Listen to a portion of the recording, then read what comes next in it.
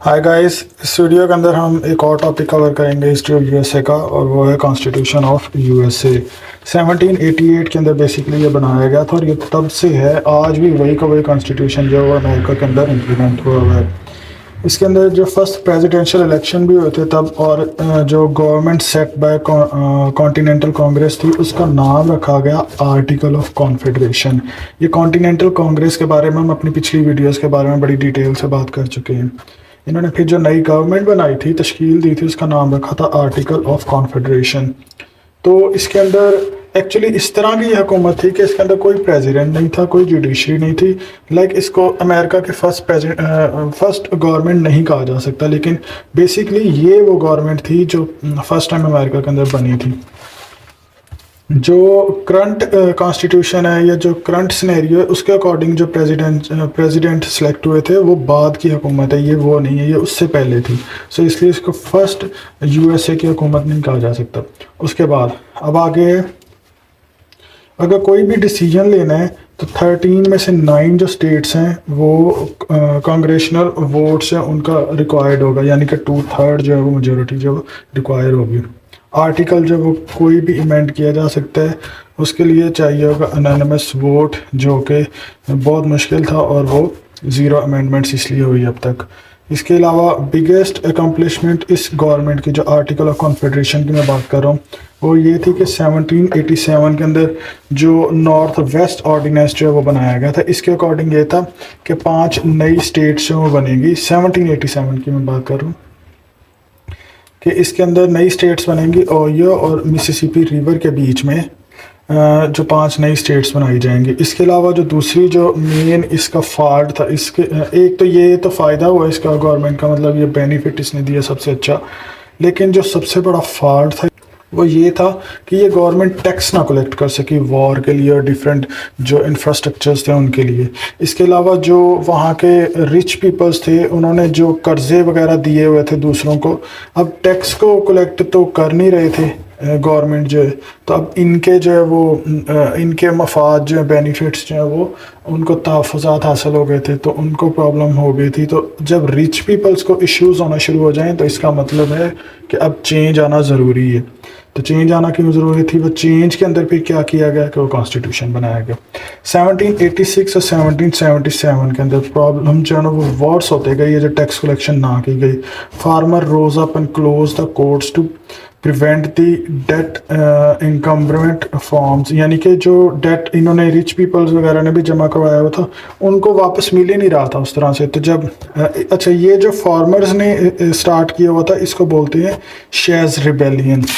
अब जब अमेरिका के जो रिच पीपल्स हैं उनके मफाद जो ख़राब होना शुरू हो गए थे, तो फिर जो है वो कॉन्स्टिट्यूशन के अंदर जाना पड़ा, क्योंकि अब ये गवर्नमेंट क्राइसिस को डील नहीं कर सकती थी, तो इसको जाना ही था। थॉमस जेफरसन फैन ऑफ शायर रिबेलियन थे, वो जो पीछे में फार्मर्स का बताया उसको सपोर्ट करते थे थॉमस जेफरसन जो। अब कॉन्स्टिट्यूशन मेकिंग जो उसके स्टेप स्टार्ट होते हैं कि 1786 के अंदर पहली मीटिंग हुई एनापोलिस के अंदर, और जहाँ पे बेटर ट्रेड रेगुलेशंस के बारे में बात की। 6 स्टेट्स जो हैं वो मिली थी वहाँ पे, और वो एग्री हुई नेक्स्ट ईयर भी मिलने पर कि फिलाडेल्फिया के अंदर भी मिलेंगे। वहाँ पे फिलाडेल्फिया के अंदर टोटल 55 पीपल थे जो मिले थे, वो लोग थे जिन्होंने कॉन्स्टिट्यूशन की बुनियाद रखी थी, और उन्होंने एक नया जो चार्टर जो बनाया था जो कि आगे कॉन्स्टिट्यूशन की तरफ लीड कर गया था। इसके according government should have executives, legislatives and judiciary, और इसके अलावा जो गवर्नमेंट जो है रिपब्लिकन होनी चाहिए। अब अलेक्जेंडर हैमिल्टन के बारे में मैं आगे भी बताऊंगा इसके बारे में। इसने स्ट्रॉन्ग गवर्नमेंट की बात की थी कि मतलब प्रेसिडेंट और सेनेट लाइफ टाइम के लिए होनी चाहिए, बाकी डेलीगेट्स ये बात ना माने। बाकी ये जो है अलेक्जेंडर हैमिल्टन जो इन्होंने सपोर्ट किया था पावरफुल गवर्नमेंट को, और जो दूसरे थे मैं आगे जाकर आपको बताता हूँ जो एंटी फेडरलिस्ट के अंदर है, जेम्स विंथ्रॉप वगैरह, उन्होंने लोकल गवर्नमेंट्स की बात की थी।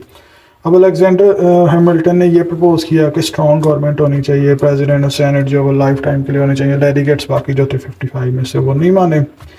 उनके अकॉर्डिंग ये है कि प्रेसिडेंट जो got selected by 538 members of electoral college. अब ये सब होना था, कॉन्फ्लिक्ट स्टार्ट हो गया आपस में। फर्स्ट जो कॉन्फ्लिक्ट था बिटवीन स्टेट्स हुआ, जो वो स्टेट्स जो कि बिग पॉपुलेशन के साथ थी और वो स्टेट्स जो स्मॉल पॉपुलेशन वाली थी। अब इन दोनों के बीच में कॉन्फ्लिक्ट स्टार्ट हो गया। जो बड़ी पॉपुलेशन वाली थी उन्होंने सपोर्ट किया मेडिसन वर्जीनिया प्लान। इसके मुताबिक ये था कि 2 हाउस जो लेजिस्लेटिव के बनाए जाएँ पॉपुलेशन के तनासब से। अब अगर पॉपुलेशन के तनासब से बनाए जाएंगे तो वो जो स्मॉल पॉपुलेशन वाली जो स्टेट्स हैं उनके अंदर जो वो हो जाएगा कि वो पीछे ही रह जाएंगे वो तो हमेशा के लिए। तो उन्होंने सपोर्ट किया न्यू जर्सी प्लान को। इसके अकॉर्डिंग ये था कि एक ही लेजिस्लेटिव हाउस बनाया जाएगा जिसके अंदर हर स्टेट की इक्वल रिप्रेजेंटेशन होगी।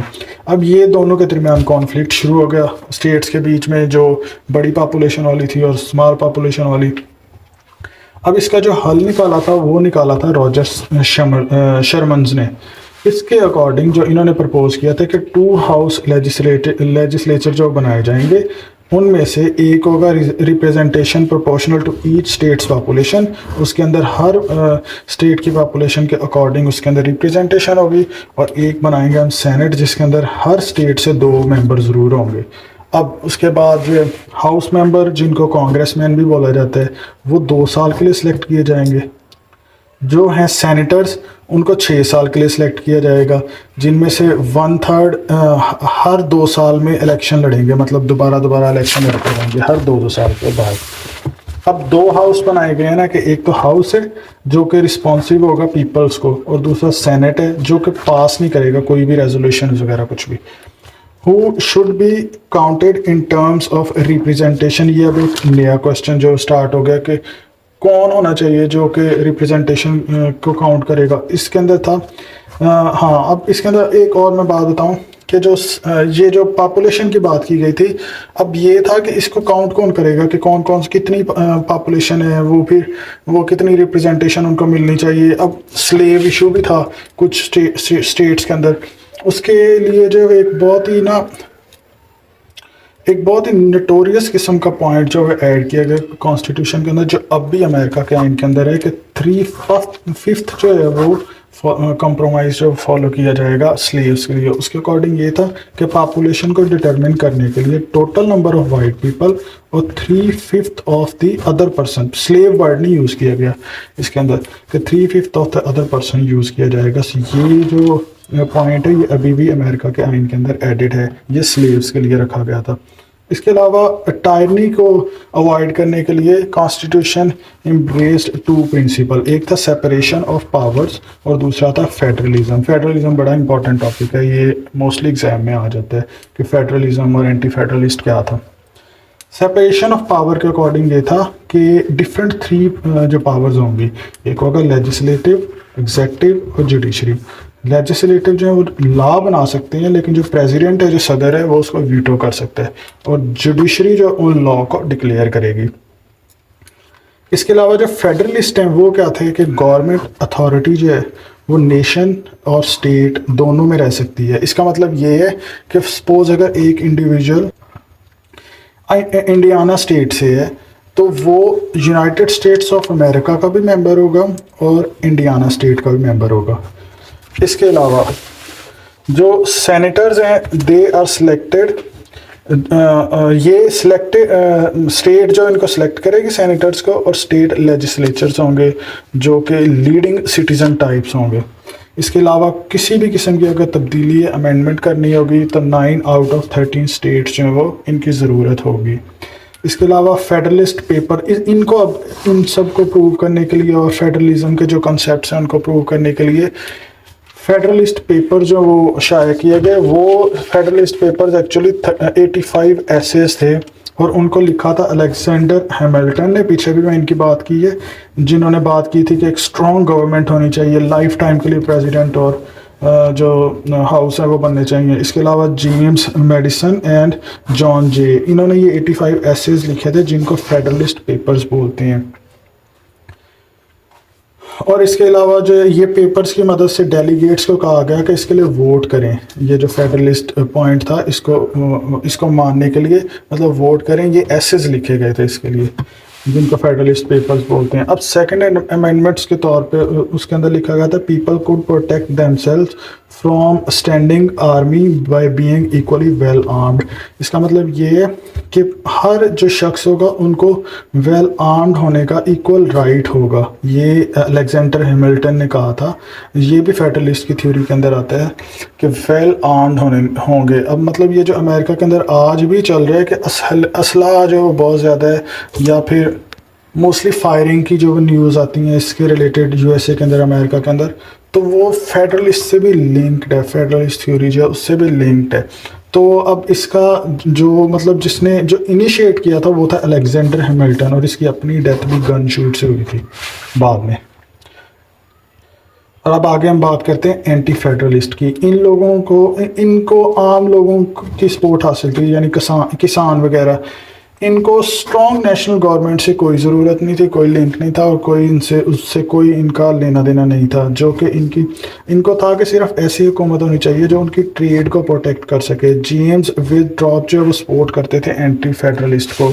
इनके अकॉर्डिंग ये था कि no extensive empire can govern upon republicans principle, के जो आम लोग हैं उनके ऊपर कोई बड़ी बड़ी जो एम्पायर्स हैं वो उनके जो प्रॉब्लम्स हैं उनको डील नहीं कर सकती। उसके लिए छोटी छोटी जो गवर्नमेंट्स हैं वो बनानी चाहिए लोकल लेवल्स के ऊपर। यहाँ पे इन्होंने एक एग्जांपल के तौर पे मैं आपको बता देता हूँ कि ब्रिटेन और रोम के तौर पे उन्होंने कहा था कि बड़ी बड़ी जो एम्पायर्स हैं वो रिपब्लिकन्स के प्रिंसिपल को डील नहीं कर सकती। बाकी छोटी और लोकल गवर्नमेंट्स बनाने की उन्होंने बात की थी इसके अंदर। लेकिन एंड पर ये हुआ था कि फेडरलिस्ट जो कानून था उसको फॉलो किया गया था, वो ज़्यादा माना गया था, उसको जो है वो ज़्यादा पजीराई मिली थी। ये थे कुछ important points constitution of United states of America. ये इसके इंपॉर्टेंट पॉइंट्स थे। जो आगे हमारी वीडियोज़ होंगी उनके अंदर जो पॉलिटिकल चेंजेस आई थी, फिर किस तरह से इस कॉन्स्टिट्यूशन के ऊपर इफेक्ट्स हुए और इसने किस तरह से पॉलिटिकल चेंजेस के ऊपर इफेक्ट किए, वो हम अपनी अगली वीडियोज़ के अंदर देखते हैं। Thanks for watching this video. Please subscribe my YouTube channel.